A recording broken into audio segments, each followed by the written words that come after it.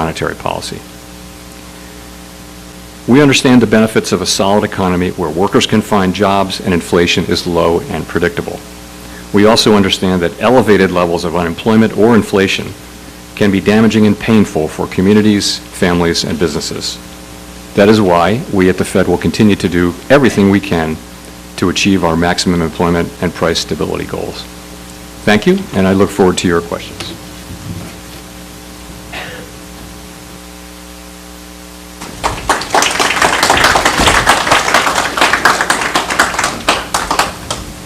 Most importantly, thank you for being here. This feels like quite a moment to be speaking with you, and I want to thank you for your time. He's got it. I want to thank you for being here, and thank you for taking the time to speak with this group of business journalists. Also like to give a special thanks to Heather Long with the Washington Post, who helped make this event possible. So for starters, sir, how's your week been? Just fine, thank you. Care to elaborate? So far, so good. Chair Powell, yes, thank you so much for being here and taking our questions. You were talking about the economy as being a very strong economy. You characterized inflation as coming down, employment as being very strong still. However, President Trump earlier this week, when asked about the market volatility we've been seeing, said the volatility was, quote, to be expected. This is a patient that was very sick. We inherited a terrible economy. A lot of voters did and do agree with that assessment, or at least in part. I'm wondering how you would respond to that assessment and the disconnect between the story of the data and the way a lot of people are feeling about the economy. Sure. So let me just be clear at the start. I make it a practice not to respond to any elected officials' comments, so I don't want to be seen to be doing that. It's just not appropriate for me. But the situation, I think, is this, and people, when they're surveyed, they are unhappy about the economy. That seems to largely reflect the increase in the price level that happened when inflation was high, 2021, 22, and 23, largely. Inflation is now back down to much more normal levels. Unemployment is low. The economy has been growing, but people are still experiencing that high price level. In other words, prices don't go down. They know they're paying much more for the basic necessities of life. And they're right that they are, and they're not happy about it, and they're right not to be happy about it. So I think that accounts for the negative sentiment. We, of course, we're looking at inflation, which is the change in prices, and we're seeing that has come down quite a bit, and that, you know, unemployment is actually low. It's sort of very close to measures of maximum employment, and the economy's growing. So all those statistics are good, but you know, the price increases of the past few years are weighing on people's budgets. So I'm from Milwaukee, and I've been talking to business leaders, executives, and consumers in our community, in our region, for the last few weeks, mostly before this week's news. Chairman, they're troubled and they're nervous. One business owner told me, if there's a hint of a recession, we're cooked. And he asked me to share that with you. What's your response? So I guess I would say, let's start with the fact that the incoming data right through this morning's employment report, which admittedly is from roughly a month ago, the week of March 12, they took the data in, it still shows a solid economy. Unemployment's still low. I understand the uncertainty that's weighing on people. You ask about a recession. We don't actually we don't make a probability forecast of how likely it is for there to be a recession, but many outside forecasters do, and many of them have raised the likelihood, albeit from very low levels. It's not something that anybody now is forecasting, or some people are starting to. And so there's not much more I can say about that. I realize that the uncertainty is high, you know, what we've learned is that the tariffs are higher than anticipated, higher than almost all forecasters predicted. We still don't know where that comes to rest, though, and we're just going to have to see that through. At a congressional hearing last year, one of the U.S. representatives said that you were pretty boring, and you thanked him and said that you considered that a very high compliment. And in fact, I feel like it's one of the roles of the Federal Reserve, especially since the housing crisis, to be kind of a a ballast, especially in the face of the volatility of the markets and the dramatics that we can experience with the economy. Very steady, no surprises, very reliable. In a moment like this, which also has a lot of drama and unpredictability, but it is not necessarily from an economic crisis, it's by design, it's political. How do you see your role in this moment? So I think all of the values that you touched on are in fact the values that we try to live by. You know, we're driven by, you know, analysis and careful thought and discussion and debate and the merits of things. We try to stay as far as we can from the political process.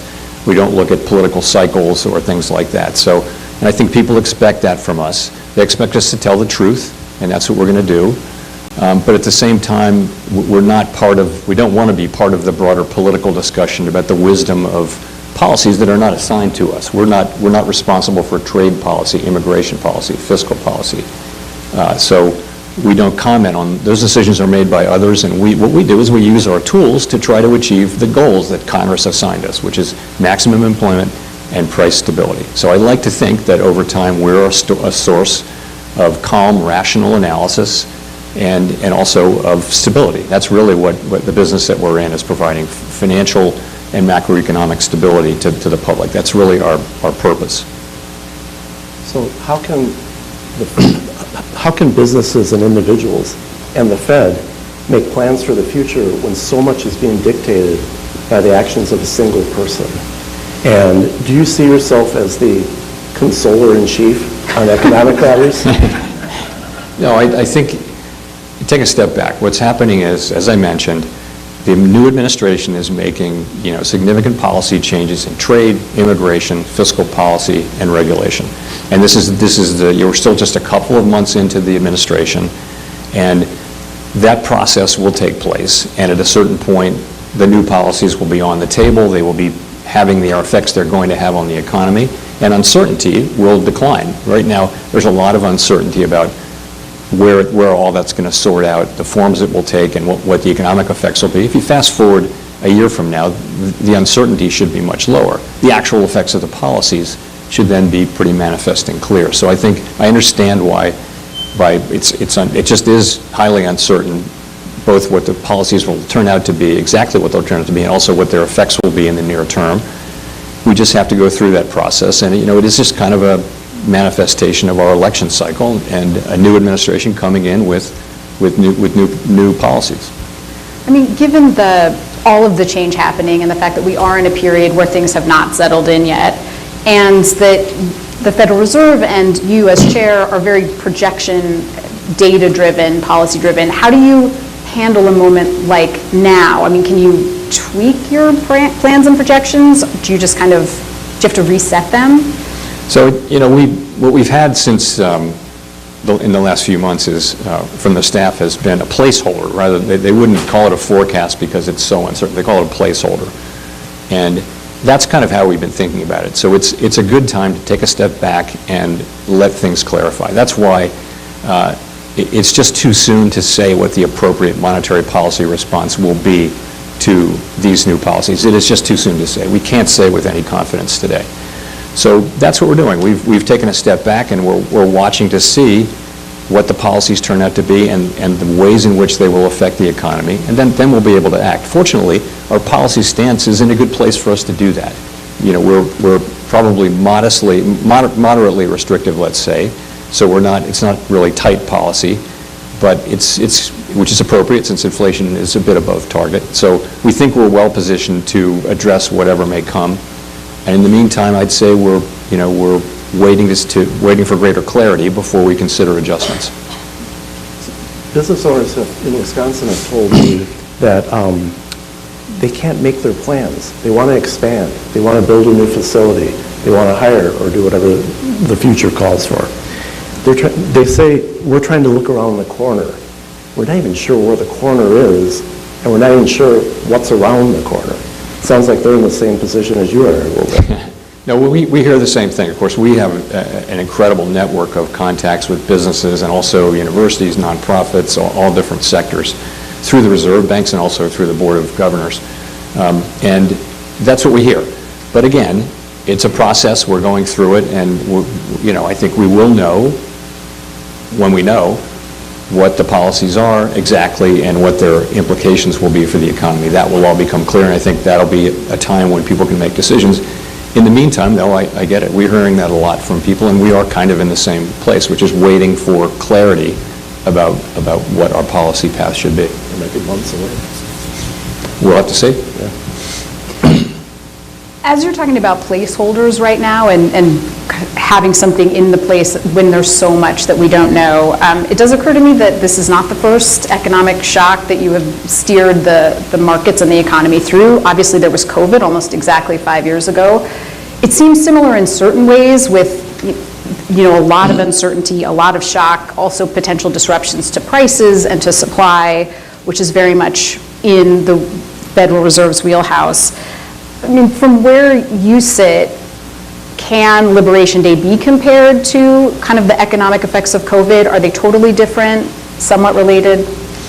I think each situation is different. There was COVID. There was also then, in the response to COVID, then there was high inflation, and then there was soft landing, and then and now we have new administration and changes in policies, and every situation, it kind of rhymes, but it's not exactly the same thing. And so in this situation, what we face is what I mentioned in my remarks is you actually have risks for higher unemployment and higher inflation, and that's difficult for a central bank because our tools, which consist of interest rates, either slow down or speed up the economy over time, and higher unemployment would call for speeding up the economy, and higher inflation would call for slowing it down. So you can be in a situation, if we find ourselves in that situation, we look at how far each of the two variables is from its goal, and we ask ourselves, how long would it take to get back? And we weigh those things and make a decision about what to do. But there's no question that's a different situation, very difficult situation. When we faced high inflation, it was painful for the country, painful for the people that we serve, but we knew what policy needed to be. We knew we needed to raise rates quite a bit. During the pandemic, we knew what we needed to do. It was very clear the direction that we needed to take with force, and we did.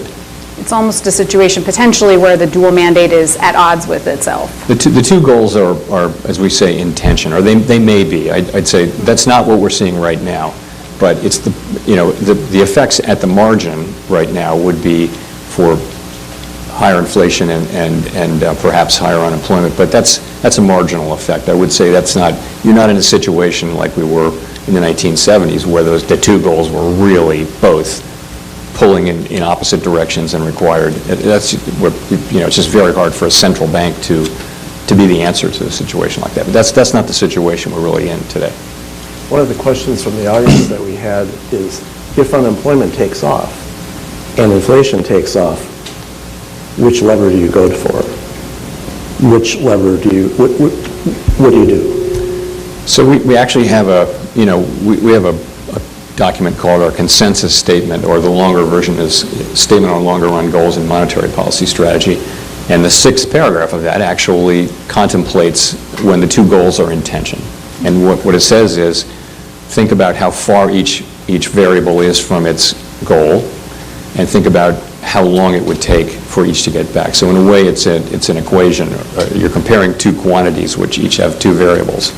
And then you say, you look at that and you think, what do we need to do? And typically this doesn't happen very often, but if one of them is further away, then you would focus on that one.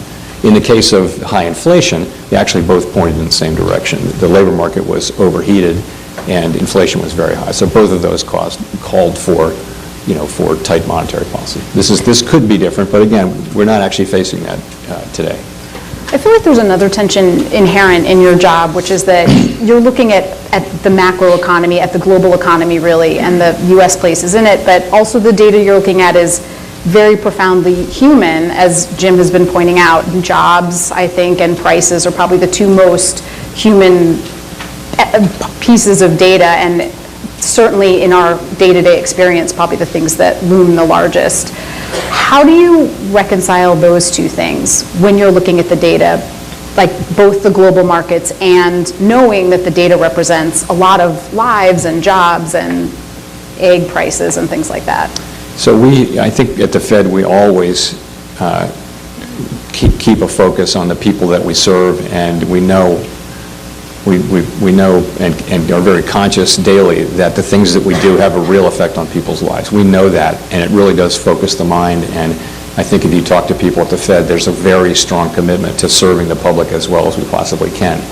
Economic events are just very, very unpredictable at times, and there are shocks that you can't see coming. But nonetheless, our job is to, whatever happens, use our tools to bring the economy back to stability, back to price stability, back to maximum employment, and that's what we do. But you're right. We try to keep everybody in the room with us when we're thinking about what to do. So in response to the last round of tariffs, Harley-Davidson, which is based in Milwaukee, moved some production to Thailand. Now the company might be whipsawed again by the new tariffs. It could be really devastating for sales, for employment, for the future of that company. But a lot of companies are in that same position. And what do you say to companies like Harley-Davidson and their workers? So it just isn't, I really want to stick to our knitting. I mean, we have this great thing called our independence of monetary policy, and that's critical for us to be able to do our job. But for us to keep that independence, we need to not succumb to the temptation to want to be a player on issues that are not assigned to us. And trade policy is one of those. There are many, many issues that people love to try to pull us in on, almost every issue really. And we just need to stick to our knitting, not get pulled into those things. And so trade policy is a classic one. Energy policy is another. Climate change, immigration is not really, although all of those things have economic implications, and it gets argued that way. But if we treated those as our job, the case for our independence would disappear. So I really can't comment on, we hear the same stories like that, but honestly, the policymakers who are charged with that, they're probably hearing the same stories too, and they're reaching a judgment about what's in the best interest of the country in the long run. That's what they are doing, I guess, and that's, so it's not for us to comment on that. What happens inside the Fed at a moment like right now, when there's so much change and quite a bit of uncertainty? When you're watching things unfold, what does that look like, practically speaking? What are people doing inside the building? So I'm very proud to work with the people I work with. I can tell you that in times like this, or times like the pandemic, where the global financial markets were shutting down, the global economy was shutting down, people step forward and they say, "We've got this." These are career people who were here for the global financial crisis. They've got 25 years, 35 years of experience with crises, and they step forward and it's just incredible what they can do and how good they are. It's a great honor to work with them. So right now isn't that situation. We have the situation we have, so our trade people and our inflation people and our macroeconomists are all working hard to kind of digest the news of this week and try to filter that into the forecast that they'll make. And policymakers are doing very much the same thing, and we're reading everything we can about what's happening and lots of outside analysis too. We don't have an FOMC meeting until May 6 and 7, so that's really a process that lasts several weeks, and we're not quite at that stage yet. But we're kind of thinking ahead to that and working through all of that. I will say though, it feels like we don't need to be in a hurry. It feels like we have time to. Yes, it feels like we don't. No, it's like I said, you have inflation is going to be moving up and growth is going to be slowing, but it isn't really. To me, it's not clear at this time what the appropriate path for monetary policy will be, and we're going to need to wait and see how this plays out before we can start to make those adjustments. Question from the audience. From one of our SABU members is, are you in contact with other central bankers in other countries at a time like this? Yes, pretty frequently. Absolutely. And the same was true during the other crises I've been through. Not only that, though, we do meet very regularly. The IMF World Bank meetings here in Washington twice a year. We go to Basel multiple times a year to meet. That's all central bankers. And there are also G20 meetings, G7 meetings where the central bankers are there. So we're kind of regularly meeting and talking And when we're not doing that, we're also texting each other. Is there a group chat? I'm not at liberty to say. No, there's not. And have you talked to those central bankers this week? Recently, yeah, I didn't want to get too specific about this, but yes, I have. What's their sentiment? Can you characterize that? I'd rather, again, I don't comment on what my international colleagues say, or it's not appropriate. But we're talking about events. We're talking about the implications for the economy. We're discussing what we're hearing from markets and from business people and for from the elected governments too. It's all the things you would expect us to be talking about on a regular basis. It's one of the best things about this role is that the central banks have a lot. We're all non-political, so we think about things in quite similar ways, and they're real bonds.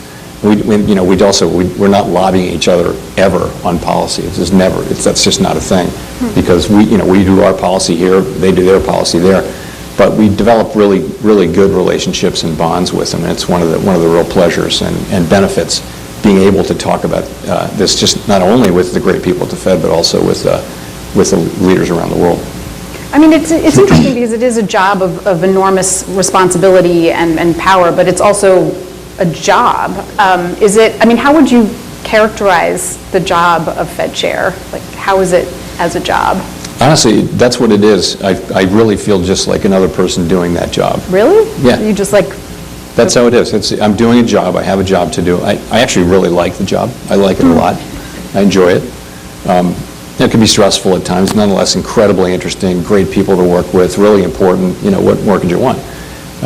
But that's what it is. And, I'm blessed by working with great colleagues who are really committed to getting it right. I mean, fully appreciate how important it is that we get it right. And do everything we possibly can to bring the best thinking, the best analysis, and debate things, over and over until we feel like we're in the right place. At the same time, there is no certainty in this. You can be wrong because the economy can zig when you thought it was going to zag. So your term as Fed chair ends about a year from now. What do you think about your job security? I fully intend to serve all of my term. Excellent. I mean, as we're getting close to wrapping up, I did want to ask something a little bit out of the box. I think because you do have a position of such great responsibility, people are very curious about you, and I think people tend to read into everything a Fed chair does, small gestures, word choice. I know it's part of our jobs in this room to pore over every word you choose. I did want to ask about one thing that I've wondered about for years, which is your tie. You always seem to wear a purple tie, and every time I think I've seen you, you've worn a purple tie, and I'm wondering if there's significance to that? Well, at the beginning, the only significance was that I like purple ties. Okay. But I will say, so then the next press conference, I reach for a blue tie or a red tie, and I go, maybe not, And so I wind up wearing purple ties. And then it becomes a thing, and now I definitely wear purple ties all the time. Okay. But I felt like, it just felt a little awkward to be wearing one that was identified. We are strictly non-political. I can't stress that enough. We are not, it's not that we're bipartisan. We are non-political. We don't do that. And so purple was a good color for that. That's all. Plus I like purple ties. Sorry, I didn't give you a purple guitar pick. I have one other Milwaukee question that I overlooked here, but in Milwaukee and other parts of the country, the housing market is out of whack. In our market alone, in southeastern Wisconsin, there's 5,000, the market's out of whack by like 5,000 houses that need to be on the market for it to have equilibrium. And a report this week said tariffs could tack on some $6,000 to the cost of building a new home. How long are people going to sit on their cheap mortgages from COVID, thank you very much, and before they move on, before the market frees up? So you have several things there. The first is we just haven't built enough housing, and we haven't kept up with the demand for housing. So there's an underlying Sure. Before the pandemic, there was a real housing shortage. And by the way, that's happening in many comparable democracies around the world. The second thing is, lock-in, as you say. There were very, very low mortgage rates during COVID, and people are kind of locked in. It would be very expensive to move, and that'll of course wear off over time. And you also mentioned, the costs of materials that might be imported, lumber and nails and things like that. And yeah, and also labor. A lot of labor from in the home building business has been traditionally immigrant labor. So yeah, the sort of new build market, it may face some cost pressures as well. That may very well be the case. That's what we're hearing from home builders, for example, both on the labor side and on the materials side. But even once these short-term things happen, we're still going to have not enough houses. And so it's all, I think for a long time, we're still going to see upward pressure on housing prices, maybe until population growth slows or until we catch up. You mentioned that we're kind of in a period of waiting right now to see how policy ripples out through the economy. How long do you expect that to take? How long do you expect these big policy changes to show up in our day-to-day lives, in prices and supplies and things like that? I mean, for a while, we didn't know what was coming on April 2. Now we know what came on April 2. We don't know. There's a lot more to be said about how all that shakes out. But we've come through that, and I think you now know that the tariffs are larger than people were generally expecting. That much you know now at this point. And you'll know more as you start to see the effects on the economy. So as the months go by, it's hard to say exactly when you'll know. But clearly that learning process is ongoing. We're just seeing that these are new policies, not just the tariff policies, but the other ones as well. There'll be important fiscal legislation coming up fairly soon, and there'll be regulatory changes, significant regulatory changes. You have to really look at all of that to see what the overall effect will be. So I can't give you a date, but all of that is now kind of coming into place at sort of the speed you would expect policy changes to be, and then we'll begin to see the real economic effects as the year goes on. But again, I can't give you a really specific date. Is the fiscal legislation the tax cuts? Well, yes. I mean, I know they're contemplating, and again, we don't comment on fiscal policy, but what I read is that they're contemplating, making the Tax Cuts and Jobs Act cuts permanent, and also perhaps some other things as well. We wouldn't be. We have a sort of a placeholder for that too, but that's really not ours to comment on. But that's what I was talking about. Yes. So I have a question from a friend in Milwaukee who said she has clients that have deals ready to go, businesses that are ready to launch from their garage to a private equity deal, and they're just stuck in their garage right now. How long do you think, what do you think the impact of the uncertainty these days will have on the private equity deals? So again, we're hearing a lot of that. People are just kind of waiting waiting for clarity. So, and I can't tell you when that will pass, but ultimately it will pass. We know that at a certain point we'll know enough to know what the uncertainty will decline, and we'll be able to see with real clarity what the policies are and what their effects are. So, you're right. We hear the same thing from businesses and from people that they're kind of waiting and seeing. There's a lot of waiting and seeing going on, including by us, and that just seems like the right thing to do at a time of elevated uncertainty. What economic indicators are you watching right now? I mean, very famously, you look at the CPE and obviously the CPI and things like that, but are there any economic indicators in this moment, in these circumstances, that you are watching, focused on, Sure. interested in? So the basic two big data pools are the data around prices and around employment. And we get, in the employment area, we get just really, and that's an area where we actually get pretty good data, although the survey response rates have been lower. Nonetheless, we get a lot of different data, and it's not just unemployment, it's participation, it's by age group and things like that. It's wages, it's many, many different things. It's jobs, it's quits, all the job creation, quits, openings, all those things. So that's one thing. On inflation, we target PCE, personal consumption expenditure inflation, not CPI, and the two are broadly, they move together, but 25 years ago, the Fed switched to PCE. The public looks at CPI. It's kind of a little bit of a thing, but because we think, it's really just a better way to capture the inflation, the cost pressures that households and businesses feel. We think it's a better measure, and that's what we look at. But they're not that different. I mean, they look at different measures. Ultimately, they're pretty close together. Those things.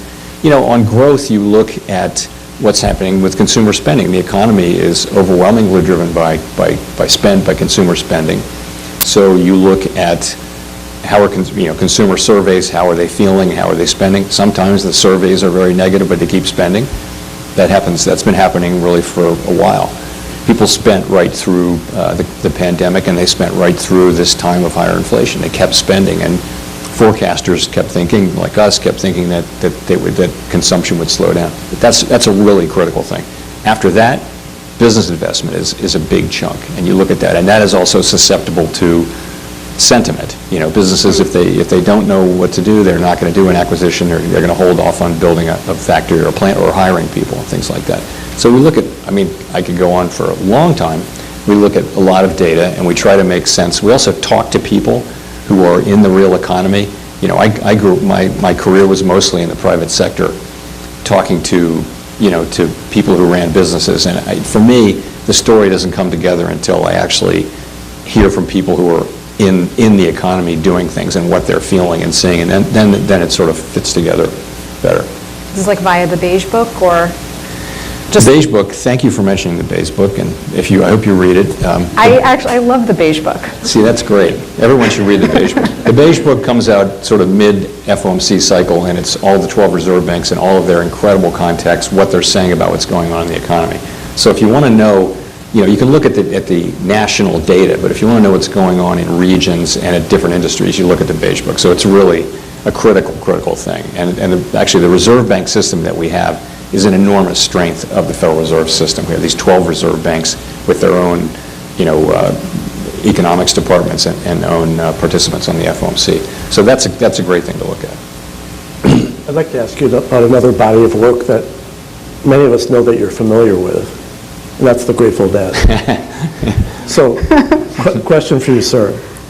American Beauty or Terrapin Station? American Beauty. Well, it's not even a pause. That was me a so hard one. fast. That's my era. That's my era. Working Man's Dead? Yes. Or Europe 72? Oh, both. Yeah, Well, that's my era. We're in the same era here. So that's, for me, it's late 60s to mid 70s. So you're... Touch of Grey, what do you think? It was their only hit, but it's a good song. Okay. Yeah. Finally, Are we going to do this? I feel like you're speaking another language. there's a well-known Grateful Dead bootlegger who, with I believe the permission of the band, Dick's Picks, who's put out. So what's your recommendation of those hundreds of I don't have any Dick's Picks. Like I said, my real interest was late 60s to mid 70s. Yeah. And I saw them a bunch of times, and I know every note on every song from that era, but since then I've been busy, actually. Well, we thank you for taking time out of your schedule to join us here, and we appreciate your work. Thank you very much. Thanks, everybody. Thanks, Jim. Thank you.